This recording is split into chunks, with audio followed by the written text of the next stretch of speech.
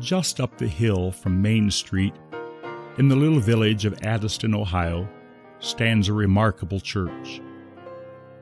For over a century, it has preached the gospel of Jesus Christ with boldness and compassion. Its generosity and faithfulness are known for miles around, and indeed across the globe. Many trials have threatened to extinguish its flame, yet the light burns ever brighter. This is the legacy of the Addyston Baptist Church.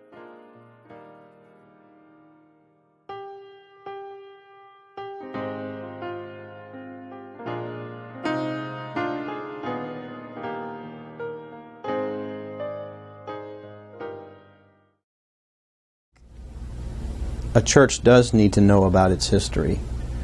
I think one of the problems with Christianity today is its disconnection with history, and that is because I believe in the perpetuity of the Lord's church. I believe that this church is patterned after and descended from the same kind of church that Jesus built in his earthly ministry. I believe that Christians need to understand that there is a perpetuity of the church, and you can see evidences of that in specific congregations. God didn't promise any individual congregation that it would be perpetuated, but that his kind of church, his local visible assemblies of born-again baptized believers, would continue. And I believe Addyston Baptist Church is a good illustration of how that can continue for some good period of time if a church is faithful to what it believes and a church is consistent in how it behaves. And I am glad to be able to look back at the historical records and see that this church was begun for positive and good reasons, a desire to reach people through Sunday school, a desire to reach people in a community where there was no gospel witness. And I take great encouragement that this church was begun for the right reasons, and I pray that it would continue for the right reasons. The story of this great church begins at the close of the 19th century, a time of economic progress and westward expansion. Advances in the fields of electricity and chemistry continued to fuel the developing Industrial Revolution, transforming the landscape of a nation as it healed from the ravages of civil war. On July 15, 1887, a Canadian industrialist named Matthew Addy purchased 94 acres near the mouth of the Muddy Creek in North Bend, Ohio, from Charles Wilkins Short, great-grandson of John Cleves Sims. He then relocated his foundry from Newport, Kentucky, to this property, newly incorporated as the village of Addyston. In only a few short years, the Addyston Pipe and Steel Company, later known as the U.S. Cast Iron Pipe and Foundry Company, boasted the distinction of being the largest pipe-making plant in the world. Addy envisioned his little factory town becoming another Pittsburgh. While this dream never materialized, Addy did attract hundreds of skilled workers. They came from Kentucky, Ohio, Indiana, and across the country, particularly from the South. Many English, Irish, and German immigrants also came looking for work at the foundry. Addyston was built by the foundry for the foundry. Workers and their families rented small wood frame houses organized along muddy streets lined with wooden sidewalks. These cramped, breezy houses were lit with kerosene lamps and heated with wood fires. Smallpox, scarlet fever, and other diseases were a constant threat. The census in the year 1900 found that of the 1,513 residents of Addyston, 7 out of every 8 lived as renters in foundry housing. Churches were also on the move during this time. The Second Great Awakening in the early 1800s had enlarged many congregations across the country, with the Baptists gaining many of these new converts. Brother Ed Kittle has made an extensive study of the spread of Baptist churches throughout Kentucky and Ohio. Well, I've researched just slightly into the history of our church, tracing it back to the East Coast and through Virginia and finally into Kentucky. The Bulletsburg Baptist Church across in Boone County. We have the actual physical beginning of the church because there were men from Boone County that came over to the Addyston, started a Sunday school, and then later, of course, became a full-fledged church.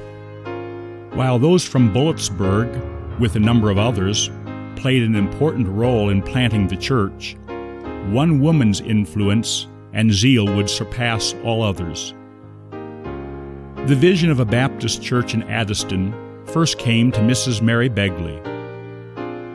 Once a resident of Newport, she and her family had since moved to Addyston. She lamented the fact that her children and their friends had no place to receive spiritual training in this new location. She decided to organize a mission Sunday school to teach these young people the simple truths of the gospel. They met in the old Bur Oak School building, which still stands today. God blessed the work, and an interest in forming a Baptist church grew among those who attended. On September 24th, 1899, at 2 o'clock in the afternoon, the organization of the new church commenced. Present at this historic service were representatives from the Bulletsburg Baptist Church and the Sand Run Baptist Church, both of Boone County, Kentucky, with Brother J. F. Heacock of Oak Ridge, Kentucky, acting as moderator. These 19 souls became the charter members of the First Baptist Church of Addyston, Ohio.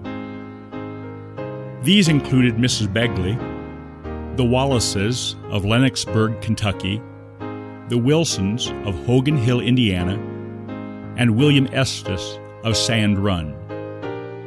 Those who were baptized included Miss Sally Gowans and Noah Staton, who would later pastor the church for a short time. Mrs. Lillian Whitlock was among those who joined by statement. Brother Heacock was called to be the church's first pastor. After meeting in the Bur Oak School building for its first year, the church sought a permanent meeting place. Sister Whitlock graciously advanced $25 toward the project and even negotiated the purchase of a small frame chapel on Main Street. After significant remodeling, this location served as the church's place of worship for the next 28 years. Ministering to this town of hard-living factory workers proved challenging. The village of Addyston was known for having 7 churches and 7 saloons. Any church member found at one of these saloons risked exclusion. The Addyston Baptist Church maintained a high standard during this time, exercising discipline frequently. They viewed church discipline as a powerful tool for maintaining a pure testimony among the membership and a strong reputation in the community. Members accused of public sins, such as adultery, drinking, swearing, or even gossip, were given ample opportunity to confess and obtain forgiveness. The hand of fellowship was withdrawn from those who refused. Even the case of a child misbehaving in Sunday school was treated seriously. During this time, a new policy was implemented whereby church members were required to contribute at least 1 cent a week to the church in order to be considered a member in good standing.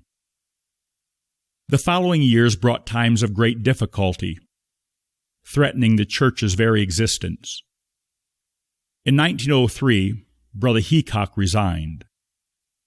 Brother Noah Staton became the new pastor, but was succeeded by Brother N.H. Poole less than a year later. The events of the 20 years that followed have been obscured and hidden by poor record keeping. Pastors during this time included Crosby, Chandler, Yelton, Smith, Wooten, Sellers, Payne, Lunsford, and Carlisle. These names and their various deeds and accomplishments have all but passed out of memory. In 1918, our country found itself involved in the Great War in Europe. The village of Addyston made a significant contribution to this war, sending over 40 young men into combat across the sea. On September 7, 1926, the church called Brother C.F. Moffat as pastor, a layman at the Mount Auburn Baptist Church. Though he was not even ordained until the end of October, this inexperienced man was to be used of God in a mighty way. In just 2 years, the church had added over 230 new members, with nearly 200 of these coming from new conversions and baptisms. This unprecedented growth led to the other notable achievement of Brother Moffat's 7-year pastorate, the construction of a new building on Church Street. The old chapel was sold for $3,250. This was added to a $5,000 loan from the Cincinnati Baptist Church Union and a pledge of $2,500 from the membership. The U.S. Pipe and Foundry Company donated the plot of land, valued at $1,000. With these funds in place, construction began on July 1, 1928. Construction crews worked at a rate of 50 cents an hour. Some of the local railroad men purchased a new bell for the church. Memorial windows were also installed, with all but one claimed. The 1,600-square-foot building was designed by William Berg, who incorporated the novel, if impractical, idea of a roof garden for use in the warm summer evenings. When they built the building, the architect sold them on putting this flat roof up, and then they can go up there and they can have their evening services. That was before air conditioning or anything like that, and that sounded good. You know, you go up there, hey, it's going to be cool outside. I think they did one service up there, and the mosquitoes about killed everybody, so that was it. I don't think they did it much more than 1 or 2 times. The building was completed in less than a year for a total cost of $22,000 and was dedicated on Easter Sunday, March 31st, 1929. With auditorium space for 300 people and a balcony level with classrooms for the Sunday school, as well as a basement for other classrooms, the building was heralded as a great blessing from God. Dr. Samuel H. Bowyer of the Cincinnati Baptist Church Union brought the dedication message. The service included solos by clarinet and harp and was attended by charter members Sally Goins-Burke, Lillian Whitlock, and Mary Begley. Economic depression characterized the decade of the 1930s. The churches of the land were not unaffected. In 1933, Brother Paul Clark became the pastor of Addyston Baptist Church amid a troublesome financial atmosphere and the debt incurred by the newly built place of worship. I tell you, I can remember when our church was so poor, back when Brother Clark and Brother Nafe were preachers. Mother said that they only paid them $5 a service is all they could afford. I want to tell you, I don't think we ever missed a service. Throughout the history of the church, women have played an important role in guiding ministry efforts.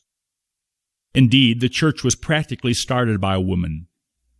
By this time, a ladies' aid group met during the week for ministry and for quilting. And they quilted quilts. And what they would do is quilt quilts for people, and they would pay them for doing it, and then they would use the money for the church. You know, different things. And we loved it because we had dinner here on Thursday. And we just had to come from the school up here to the church and eat, and then we could play until school started again. The strong involvement of women in the church has generally been viewed positively. However, some women occasionally became too outspoken. I can remember one time they allowed women to pray in church. And this one lady, she was also later on was a high school teacher. And she would pray beautiful prayers. Remember that? I don't know when they stopped that, though. I remember when they used to have business meetings on Wednesday night right in church. And there was this one heavy-set lady that used to stand up and complain a lot, caused very much confusion in church. In 1933, two women, May Goler and Rose Meeks, were even chosen as ushers. In 1937, Addyston was hit with its worst flood of the century. The high water mark officially reached 79.9 feet, a good 10 feet higher than the flood of 1913. The town lay inaccessible for days on end. Oh, listen, 37 flood, they used this church for a shelter.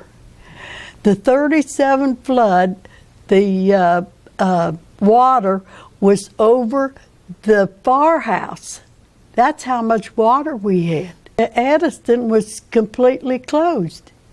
So there was no way. And the only way people could get in and out of Addyston, my uncles and them had to park their car on South Road and walk over the fields and up because the water was over the road, South Road. In 1940, Brother Clark was replaced by Brother F.B. Naif. Which I can remember back. Now, Brother Naif and his wife was really old. They had white hair and they was really way up in, I guess, in their 79 or 80. But they were really nice. It's good to my mom. I know they came to see my mom all the time. Our nation was soon facing the crisis of World War II. Just as they did in World War I, the young men of Addyston took up the call. 171 Addystonians went off to war, while the women waited and prayed. I had 4 brothers in the service in World War II. I was in the kitchen straightening up her house, her mom's house, and she was over here at church, and we had 4 stars in the window. And they was all 4, and right in the midst of the war. And this man drove up, and everybody knew his car, because when the telegrams had come over to the telegraph company, it was right there in the lower part of Addyston. Well, then he had to deliver the telegrams. And he drove up out front of that house, and I couldn't breathe. I was at the sink, and I could see out that door, and I thought, oh, my lands, I didn't know what to do, and I was so shaky and everything else. And I went to the door, and I must have been kind of white, because he says, "It's not about the boys." And I said, oh. He said, well, I've seen these 4 stars, and I knew that, I didn't want to scare you, but he says, is your mother home? And I said, no, she isn't, not right now. He said, she has. I said, she's over to church. He said, where is it at? And I said, over there. He said, can I go over there? Because she has to sign this. And I thought, well, you go over there and ask for my mother, and she'll pass out. Virgil Harbin actually participated in the D-Day invasion of German-held Normandy. I hit D-Day, the 4th wave of D-Day. I was a amphibious combat engineer. But we lost wounded or kill or whatever else that would take you out of action. We lost all our men except 17, and I was one of them. I laid on that beach until dark. And so I was supposed to go up that on the side, the big, tall, rock-like cliff, because they were supposed to be a big gun right behind the cliff. Because I never did see the gun. Well, I finally got up there. Up there, I didn't see anything. I still hadn't fired a shot. Not a shot. And couldn't see nobody to fire at. As the war came to an end, Addyston Baptist Church again found itself without a pastor. Brother William Snyder accepted the church's call in 1945. Brother Snyder's pastorate was characterized by earnest preaching and fiscal responsibility. During his 6 years as pastor, over 200 new members were added to the church, many of them new converts. During this same period, the church was able to pay off the nearly $5,000 debt on the building, as well as completely redecorate the auditorium. In 1949, the church celebrated its 50th anniversary. The trustees burned the note on the building. Mrs. Sally Burke, the last surviving charter member, was still alive at the time of this service. Sunday school has always been an important part of the ministry at Addyston. Fond memories of teachers and students abound. I had good Sunday school teachers. Mrs. Atkins was really a good Sunday school teacher. She always taught the smaller kids. That's Cleona's mother. And we always had good Sunday school teachers. I don't know. I was a Sunday school. Well, if you ever seen them pictures, I was a teacher and I had the 2 and 3 year old, and I had about sometimes 20 and 22 kids. And this one little boy, his mother was not very good, but his dad came to church all the time. And he said, I was telling him the story about the Good Samaritan, and he said, one little girl popped up and said, what do you think was in there? You think that was just water? And I said, well, yes. And one little boy, he said, it could have been coffee. And this one boy, little boy, he popped up. He was about 3, and he said, it wasn't beer, was it? Revivals during this time produced a bountiful harvest.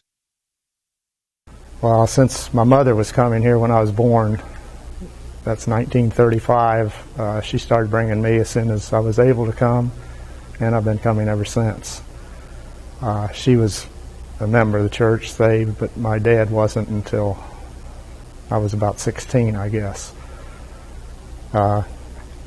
When I was 16, we had a revival meeting at the church, and even though I knew I was lost, and I knew what I needed to do to be saved and everything, but I just was a backward kid then, and it took a lot of time to get me to go up. So I finally did go forward and was saved on a Friday night.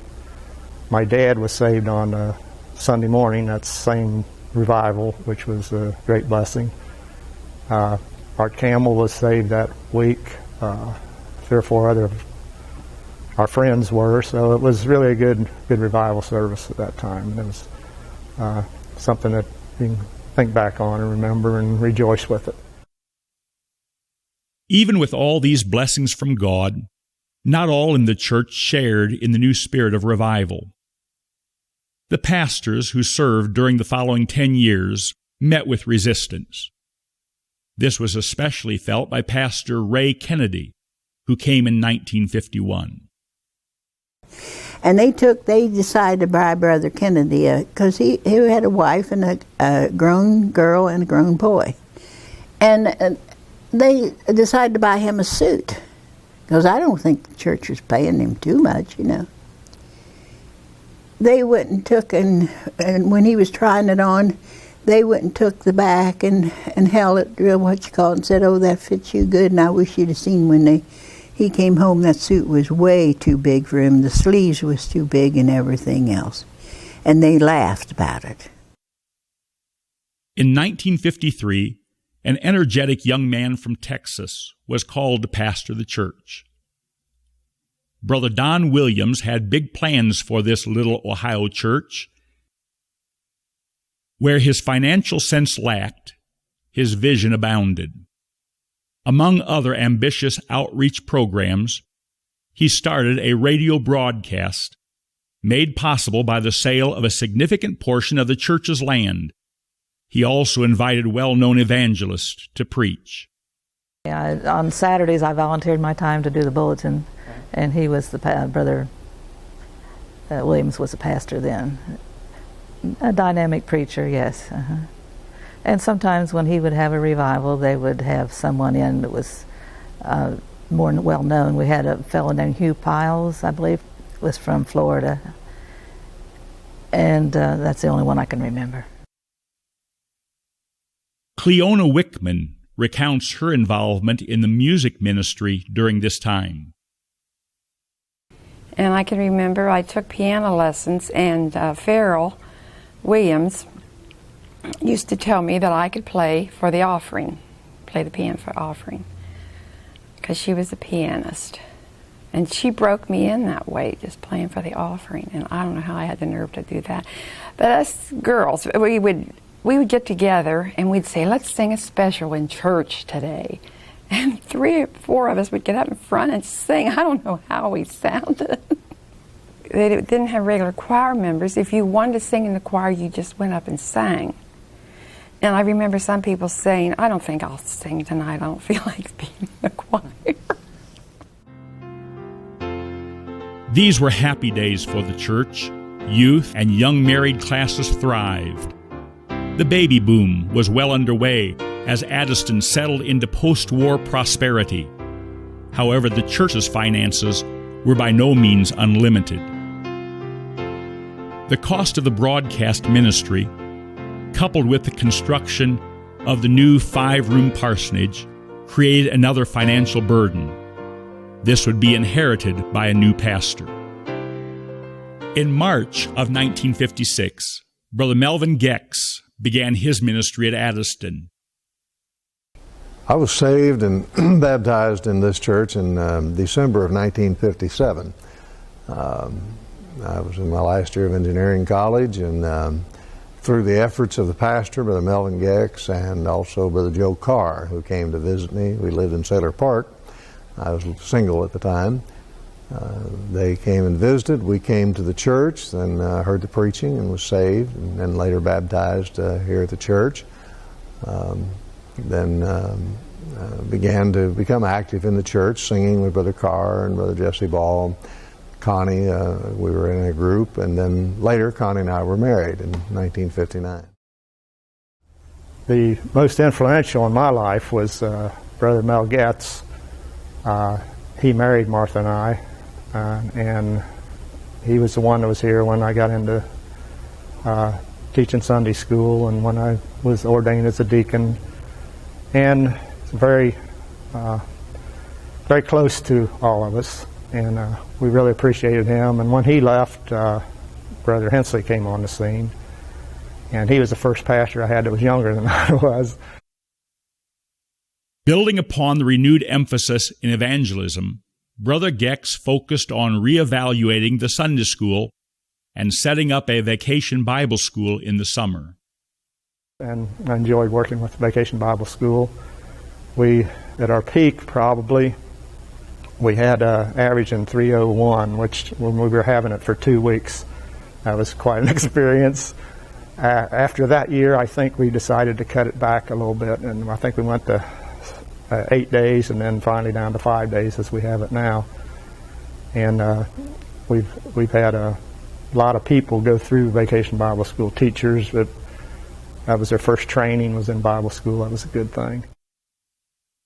In 1962, the church paid off the parsonage and became debt-free once more, but was again without a pastor. It was at this moment in history that the church called a pastor whose name would become virtually synonymous with that of his church. Well, I've been here every day since Brother Hensley was here. He was here when he came here, and he was young. And Randy was just a baby in his arms. And Brother Hensley had real short burr haircut. And for much of the next 33 years, the Addyston Baptist Church experienced what was in many ways a golden age under the dynamic leadership of Brother Rex Hensley. What I really remember about Addyston when I was a teenager was the dynamic excitement when I visited the church with youth groups and youth ministry, and being terrified of Pastor Hensley. But we were in awe of him. We greatly admired him. His pastor, my pastor, were great friends, and they spoke well of each other. And Brother Hensley had a tremendous reputation in the area, and from youth camp and teen camp, we all knew Brother Hensley. We greatly admired the church. We were pretty much in awe of it. From the beginning, Brother Hensley felt the very hand of God. In 1963, in October of 1963, the church was looking for a pastor, and I came to supply. Actually, I didn't come to fill the pulpit permanently. And I preached one Sunday, and then found out that there was a list, and I wasn't on the list, as it turned out. And there was a list of about 8 different pastors, or preachers, potential pastors here. So I supplied the pulpit for them that Sunday, and then I came back the next Sunday and preached again at their invitation, and the following Wednesday they called me. It was that fast. Everything was that fast. Now, something happened that I never did tell anybody until afterwards, a long time afterwards. Something happened that really interested me a whole lot. I never had it happen before, or never had it happen since, as it turned out. When I came around the corner down the street here, where I live now, I saw the building. When I first saw that building next door, I don't know why this happened, it just happened. The Lord said to me, and I think it was the Lord, either the Lord or the devil, but I think it must have been the Lord. The Lord said to me, that's where you're going to be. Now, I wasn't expecting that. It wasn't audible anything. I was totally impressed. And I said, all right, if that's what you want. But I said, I'm not going to mention to a soul, because I'm not going to go up there and tell them, you've got your man. I said, if you want me here, then you'll have to tell them that, because I'm not going to tell. So I didn't. I didn't say a word. And bang, bang, bang, bang, I was here in no time. God showered these years with the blessings of revival. We had lots of people saved. We were still in that building over there. An unusual Easter service where we always had a big crowd on Easter here. This church always has. And we had the building well over full. And we were in the process of building this building. That was certainly a highlight. I was preaching that Sunday, on Easter Sunday, and after preaching for 10 or 15 minutes, I felt really compelled to give an invitation. Well, you don't do that, you know. I mean, I hadn't finished my sermon, didn't know what, and the Lord seemed to say, and I'm not given to these things, I'm no wild person or anything. The Lord seemed to say, I want the invitation now. There's going to be folks saved here this morning, and plenty of them. Well, I stopped, and I gave the invitation, and we had something like 18 or 20 people saved. And I baptized people one after another for half an hour or more.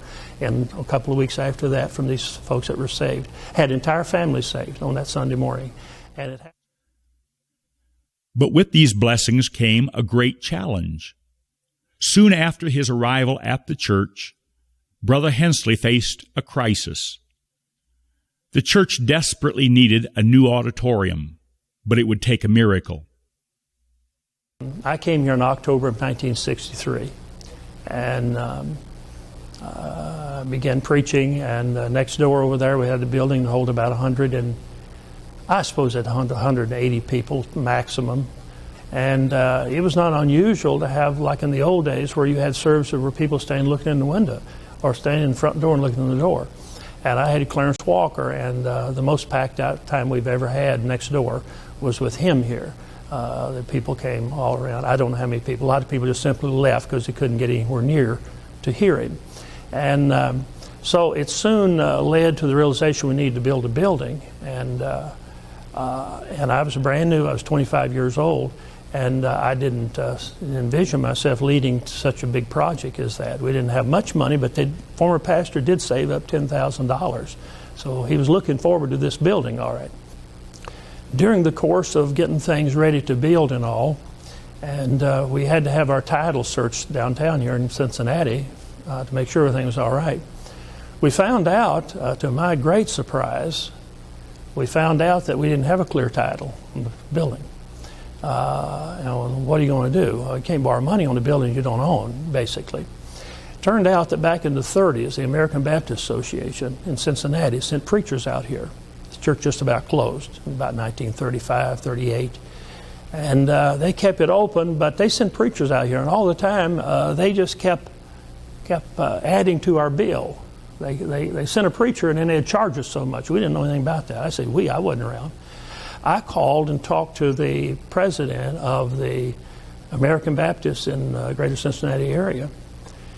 And he told me, he said, you're going to build? I said, yes, but I said, we have to have your okay to this. I said, we understand that you all will attach the building we're building, and that's all right. Whatever you need to do, that's all right, but we have to go ahead. Because the way they had it set up, if this ceased to be a church, they got it. They got everything. And and so that didn't give us clear title. So I didn't know what to do, obviously. He said, I'm not going to do it. He said, you're not one of us any longer. He said, you want to be American Baptist again? I said, no, we don't, sir. I was very courteous and all. And I said, we're not interested in that. I said, we're trying to win people to the Lord out here and get folks saved. And I said, we're not asking you all to turn us loose so far as the title, because I knew later on we was going to buy out from it. I knew what I was going to do. And what we did later on, we did pay them about over $5,000 to get a clear title to the building. But I came up here to the office next door. We didn't have a phone in here now. We just had the phone down to Parsonage. And I came up here after talking to him because he said no. And he said, I'm going to California Monday. And he said, that's the end of it. I said, is there anything we can do? He said, no, I'm not going to do it. I came up here. I made it a matter of prayer, of course. And then it struck me. Then the thing struck me. In the Bible, the children of Israel were going to cross the Red Sea, and they were going to leave Egypt to come to the Promised Land. And they couldn't do it. And Moses said to the Lord, Lord, if you don't make a way, we're going to have egg on our face, as it were. I mean, we're going to be in a big mess, and they're going to look at you, actually, Lord, and they're going to say you couldn't do your job. And I said, Lord, we're in a similar situation here. I said, we're getting ready to build this building for you. I said, we'll get out from under them later on, all right, but right now we need this man to say okay. And I said, Lord, I don't know a thing to do. And I couldn't tell anybody. I couldn't call any prayer chain, because I don't know what would happen to the church had they found out it was all, because we were all enthused. Every Sunday, it was a big deal we were going to build. And I absolutely decided I wasn't going to tell them until I had to tell them, like on Sunday. And I'd like to say that I just prayed and turned it over to the Lord, but I honestly worried all night about it. That's what I really did. And I prayed, and of course, so forth, and I prayed. And in the next morning, very early, he called my home down here, the president of the American Baptist did, and said, I've rethought that during the night, and I see no reason at all why you all can't go ahead and build. And I said, well, we appreciate that a lot, and we're going to go ahead. He said, I'll fix it up before I leave to make sure everything's okay, and you'll go ahead and you won't be stopped. So I didn't have to tell the church nothing. It's just that I was run through the ringer for a long time over it. And it was good for me, really, because it made me to depend on the Lord so far as this building was concerned, because we were stopped. We were stopped dead in the water. But we built, and here it is. Construction of the new auditorium proceeded rapidly. Everyone was eager to help. Even little Randy Hensley pitched in. Almost a year from the vote authorizing construction, the structure was complete. The new building was magnificent. It was completed in 1966 for a cost of $83,000. Designed by William Craig and built by Vernon Steinman, it provided seating for 410 people with room for another 50 in the balcony. The basement was divided into 12 classrooms with a large meeting room in the center. A nursery was set up at the back of the auditorium. Like the one before it, the new building was dedicated on Easter Sunday. This building was built after Brother Hensley came here. When he came here, we were probably averaging 150 so in the old building, and it was starting to get crowded over there. He felt like it was time that we built, and well, everyone thought we don't have money to build, but that's another one of his goals, and he had a plan made, and we sold bond program, which did really good for us, and we were able to build the building in 1966, I think it was finished, and we moved in here, and it was no problem. I think we paid the building off early because of the people that increased our attendance and more money coming in. And the only bad thing about it is when we burnt the mortgage, the trustees had to sing. This new building stood as a testament to the goodness of God and would be a harbinger of the exciting times to come. Mission work has always been an essential ministry of the Addyston Baptist Church. Even in the early days when money was scarce, the congregation always sacrificed to ensure that the gospel message would reach the uttermost parts of the world. The mission work is the biggest single thing on the outreach of the church. I was taught in Bible college that you put missions first, and everything else will fall in its place. That's what I was taught. We got ready to build. The total income for this church for 1963 was like $18,000. That was a lot of money back then, but it wasn't what it is now. We went up to $250,000 in offerings over that in my ministry here for up till 1996 when I retired.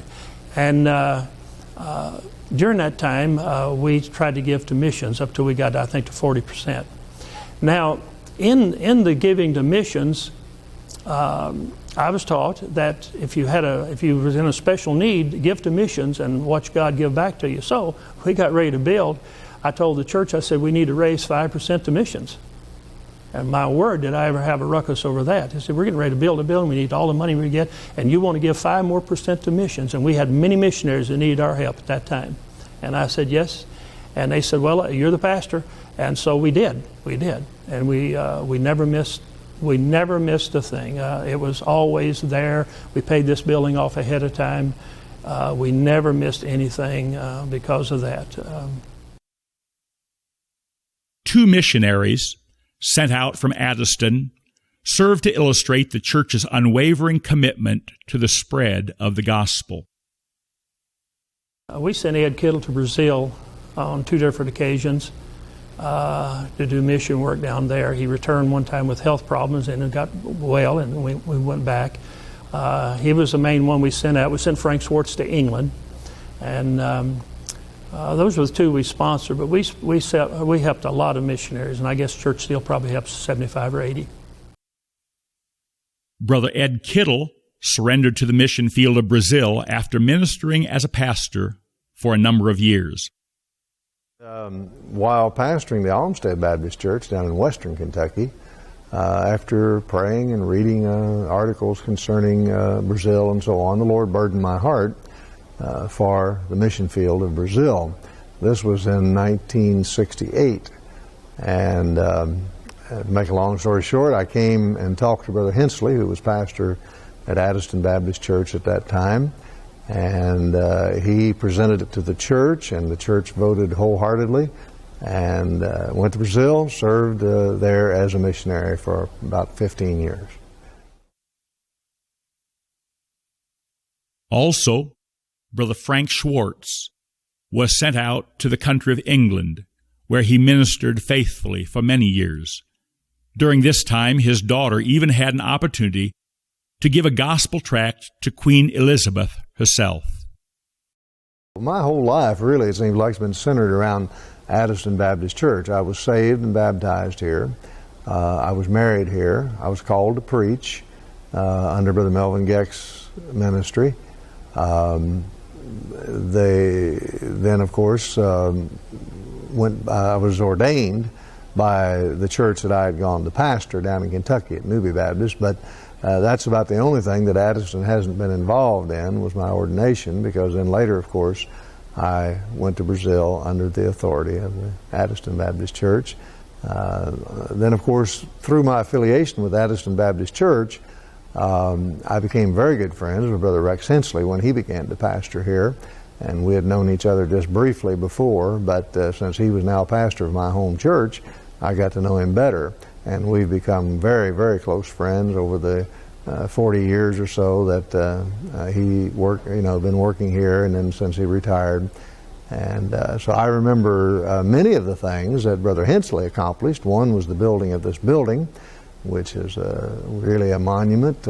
You take a small town church being able to put up a building like this in the year that they put it up. That was a tremendous accomplishment for the church. They have sent out several missionaries. I remember Brother Frank Swartz as a missionary to England. Shortly after I was sent out, they sent him out. This church has always been a fantastic missionary-minded church, and the budget and of course is directed toward missions, some 70 projects now, and I think that's one of the main accomplishments of this church is the mission work that goes on around the world, because we have helped in it here at Addyston. I can remember when Brother Hensley came here. It wasn't long after he was here, he wanted to set aside 40% of our income for missions. That's when we had a building here we were trying to pay off and everything else. So 40% is a lot when you weren't given very much at all to start with. So it wasn't too many years we had it up. We started like 25%, 30%. We kept bumping it up till it was up to 40%. We've served many missionaries and helped supporting their service. I know at one time we were up to almost 80. I think that's the greatest thing that happened to us, because you get people coming in from all over the world that know who the Addyston Baptist Church is. You know, it's a little bitty village with a church in it, and to be known all over the world is something. Also close to the church's heart was the grand tradition known as homecoming. First started in 1935, Brother Hensley embraced this special time as a means of rehearsing the many blessings of God. We were very enthused for the building, but then moving in here, then I began to have the Bluegrass Boys Quartet come, and we used to have big meetings with the homecoming. That was the biggest thing we had on the agenda, was the third Sunday of September homecoming. When I'd have the Bluegrass Boys here the prior week for that, and have them preaching and singing, and we had good crowds always through that time. During the 70s, Brother Hensley began to expand the bus ministry. Addyston still carries on this important work today, picking up riders on Sundays and Wednesdays, week after week. About this time, Brother Hensley led a group from the church on a tour of Egypt and the Holy Lands. Members of Addyston Baptist Church sought to experience the land of the Bible firsthand and to walk in the very footsteps of Jesus. Brother and Mrs. Hensley also traveled to the Virgin Islands on a number of occasions. They took the opportunity to view Brother Jaggernoth's work, to assist in training sessions, and to enjoy some well-earned R&R. As the years passed, so the church grew, adding new members like never before. Dual services helped to facilitate the large crowds. In 1986, the attendance reached its peak. The church nearly achieved its goal of 600 on Easter Sunday. The high point, if you want to call it that, if you look by numbers, the high point of our church was in 1986. We averaged 405.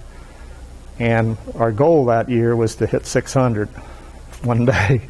On Easter Sunday that year, we had 598, and the Brother Hensley's assistant and his wife was out of town at that time, so we didn't hesitate to let him know about that. Brother Hensley's ministry was the quintessential pastorate. He grew up with the church, really, although this wasn't his first church. It was the church where he and the church seemed to grow together and mature together, and they reached their strengths at about the same time.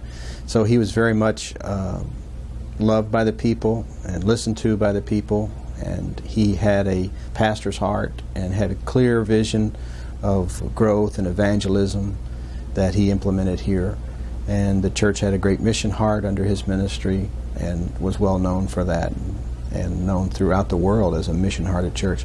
Brother Hensley's ministry was characterized by integrity and intensity, I think, are two words that come to my mind. Brother Hensley had displayed superior leadership and unswerving faith in the Almighty. But with the entrance of the 1990s, a post-Christian culture brought new challenges to the work of God.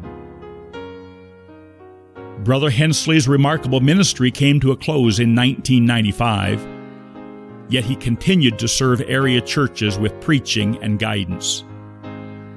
He currently serves the church as pastor emeritus and remains a resident of the parsonage which was given to him by the church.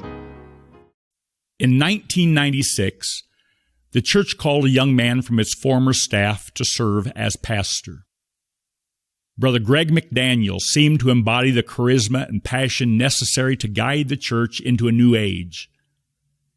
However, he soon began to question doctrines central to the message he sought to proclaim. He resigned on January 17, 1999.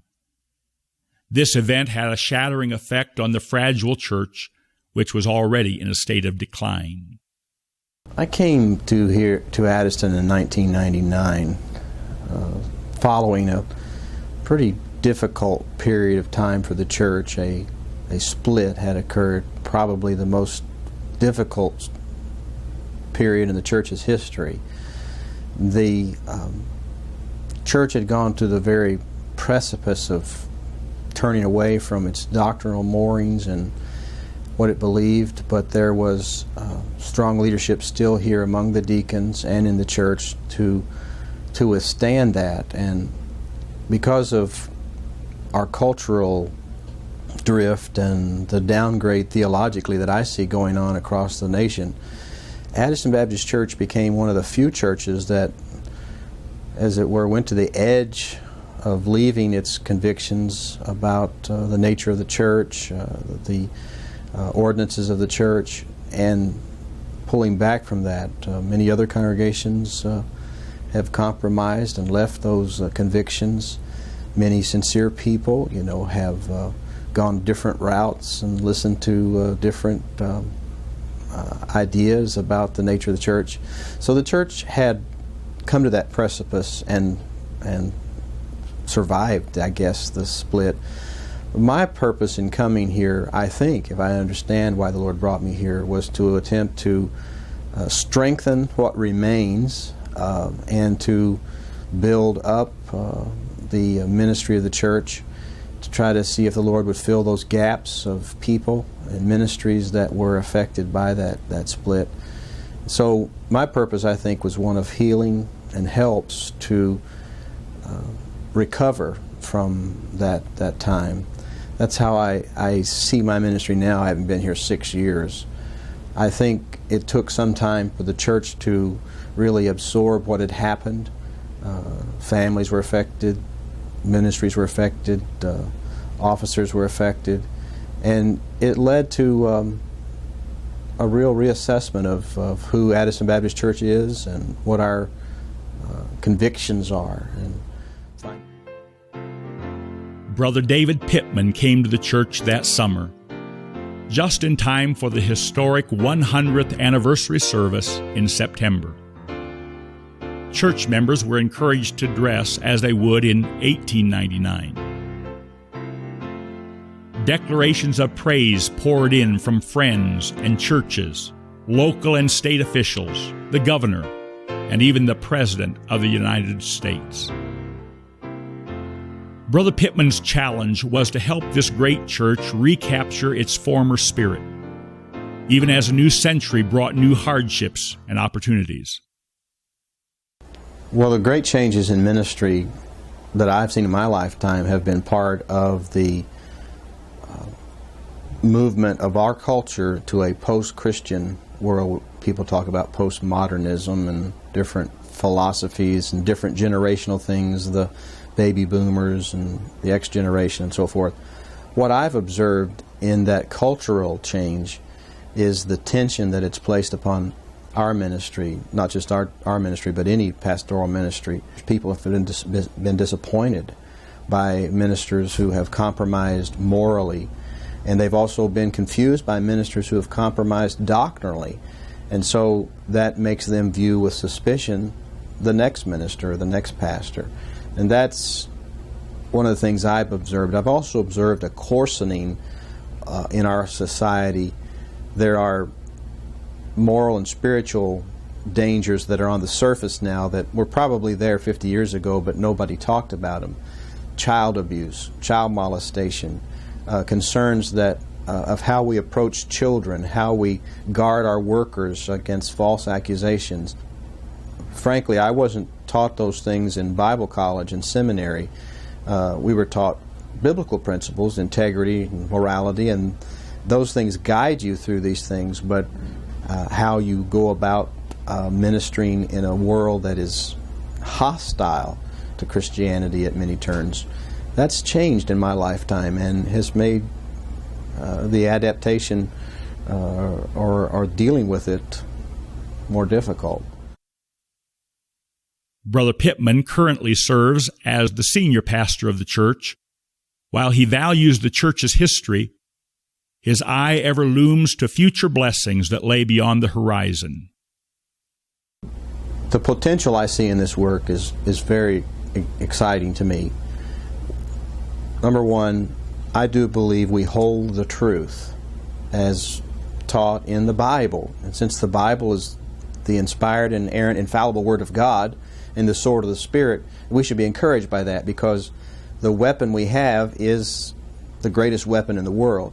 Our vision here, I see it as the utilization of that pastoral team that God's given us here, a ministry toward seniors led by Pastor Ed Kittle, a ministry toward children led by Pastor Dewberry, and then a senior pastor working together with those two men and with our deacons and our Sunday school teachers, children's church workers, our ministers, our trustees, all who serve the church in some specific way, as to do two things: to become more unified in our love for one another and for God, and then to become more diversified in our love for others and people beyond our church. The members of Addyston Baptist Church have been redeemed by the blood of Christ, unified in baptism, and commissioned to preach the gospel to all nations. Throughout its long history, God has chosen to protect in times of trouble and to provide in times of need. In so doing, He has anchored this church with strong roots, so that a new generation might reach even greater heights. May the Lord continue to bless this great congregation as it strives to do His will in a new century of faith.